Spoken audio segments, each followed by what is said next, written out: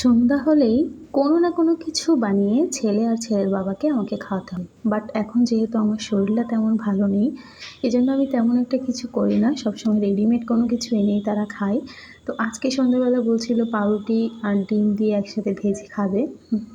তো আর কফি খাবে, তো আমি বললাম ঠিক আছে বানিয়ে দেবো, কিন্তু অতটা ভালো লাগছিল না, এজন্য ডিম আর চিনি প্রথমে আমি একসাথে ফেটিয়ে নিয়েছি, তারপর ব্রেডগুলোতে এইভাবে চামচ দিয়ে দিয়ে লাগাচ্ছিলাম, কারণ আমি 2টা ডিম ফাটিয়ে নিয়েছিলাম, বাসায় তেমন ডিমও ছিল না এজন্য।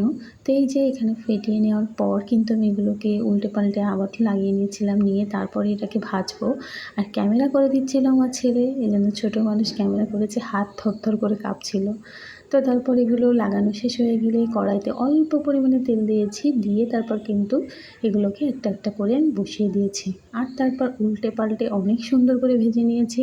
খেতে কিন্তু বেশ ভালোই হয়েছিল। আর সাথে ছিল কফি, পাতা কফি আনছিল, কারণ আমার বাড়িতে সেই কফিটা নেই এজন্য। তো কফি আর ওইটা খেলাম একসাথে সন্ধ্যাবেলা।